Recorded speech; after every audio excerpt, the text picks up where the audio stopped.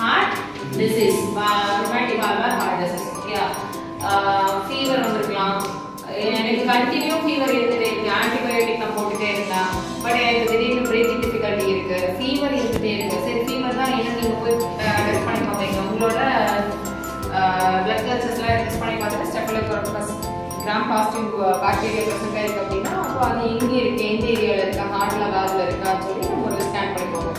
அப்போ நம்ம எக்கோ பார்க்கும்போது தெரியும் வால்வ்ல வெஜிடேஷன் ஏதாவது இருக்கா, இல்லை வால்வோட மார்பாலஜி பத்தாலஜி மாறி இருக்கா, நார்மல் வால்வார் ஃபங்க்ஷன் இல்லையா, டிஸ்ஃபங்க்ஷன் இருக்கா, அது எந்த மாதிரி இருக்கு, இப்போ பிஎம்எல் ரெஸ்ட்ரிக்டடா இருக்கா, ஏஎம்எல் எந்த மாதிரி இருக்கு, கால்சிஃபைட் ஏதாவது பிரசன்ட் இருக்கா, ஏன் ஃபார்வர்ட் டு ஆப்ஸ்ட்ரக்ட் ஆயிருக்கு நம்ம செக் பண்ணணும். ஓகே, ஸ்டீனோசிஸ்க்கு மேஜர் காஸ் வந்து ரோமேட்டிக் வால்வார் ஹார்ட் டிசீஸ்.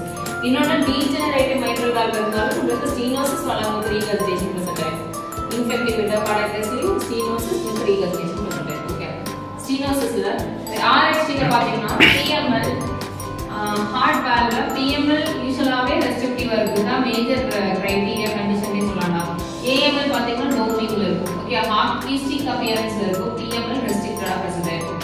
ஏன் பிஎம்எல் ரெஸ்ட்ரிக்டட் அப்படின்னா மொபிலிட்டி நார்மலா இருக்கிறது ஸ்டிஃப் அண்ட் ஸ்க்ளீரோஸ்டா மாறிடுவாரு, ஸ்டிஃப் அண்ட் ஆயிடும், அது கால்சியம் டெபாசிட்டா கூட இருக்காது இல்ல.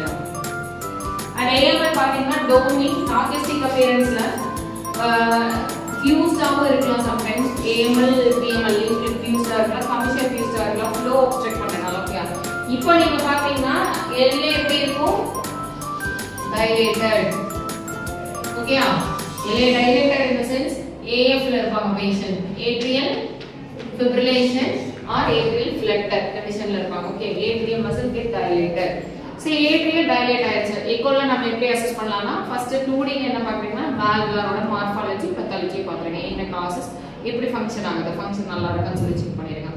ஓகே, டோமிங் இருக்கு, பிஎம்எல் ரெஸ்ட்ரிக்டடா இருக்கு, ஒரு கலர் ஃப்ளோ போட்டு பாருங்க. ஸ்டீனோசிஸ் கிரேடியன்ட் அது கிரேடியன்ட் எப்படி இருக்கு, ஃப்ளோ கிரேடியன்ட் அப்ஸ்ட்ரக்டிவா தான் இருக்கு, ரீகல்சிடேஷன் பிரசன்ட் ஆயிருக்கு அப்படின்னா அதோட கிரேடியன்ட் எவ்வளவு இருக்கு, சிவியாரிட்டி எவ்வளவு இருக்குன்னு சொல்லி செக் பண்ணுங்க. Severity in the sense peak pressure gradient, mean pressure gradient. Okay, peak and mean, maximum pressure gradient, mean pressure gradient நம்ம செக் பண்ணனும். ஓகே, அது எப்படி பாப்போம் அப்படினா continuous wave doppler யூஸ் பண்ணி அபைக்கல் 4 chamber விண்டோல continuous wave doppler use பண்ணி check பண்ணனும். First assessment பாத்தீங்கன்னா planimetry 2D. planimetry in the sense mitral valve short axisல LV short axis விண்டோல mitral valve ஓட ஃபிஷ்மவுத் அப்பியரன்ஸ் எப்படி இருக்கு அப்படினு சொல்லி நம்ம செக் பண்ணனும். ஷார்ட் ஆக்சிஸ் போட்டிங்கனாலே valve diastolic phaseல valve opening, LV diastolicல valve opening, சைடுல மெஷின்ல planimetry அப்படினு சொல்லி ஒரு ஆப்ஷன் இருக்கு. கிளிக் பண்ணி valve ட்ரேஸ் பண்ணுங்க. ப்ராப்பரா ட்ரேஸ் பண்ணனும். ஓகேடா, ட்ரேஸ் பண்ணி பாத்தீங்கன்னா MVA using planimetry 1.0 centimeter per second இல்ல சென்டிமீட்டர் ஸ்கொயர் அப்படி இருக்கும். இருந்தா என்ன மீனிங்னா planimetry 2D area valve area trace பண்ணி mitral valve-ஓட ஓபனிங் நம்ம ஃபைண்ட் அவுட் பண்ணிருக்கோம். நெக்ஸ்ட் அசஸ்மென்ட் தான் continuous wave doppler யூஸ் பண்ணி mean pressure gradient, peak pressure gradient எடுக்கணும். ஓகே, அப்ப இந்த 4 chamber விண்டோல mitral valve-ல continuous wave doppler use பண்ணனும். யூஸ் பண்ணா என்ன ஆகும்னா mitral-ஓட gradient எப்படி இருக்கும், ms M patternலயும் MR dagger shape present ஆயிருக்கும். ஓகேவா, இந்த M patternல இருக்கக்கூடிய MS தான் நம்ம one thing pressure half time measure பண்ணிட்டு and trace பண்றனால mean pressure gradient, peak pressure gradient நம்மால ஃபைண்ட் அவுட் பண்ண முடியும். ஓகேவா,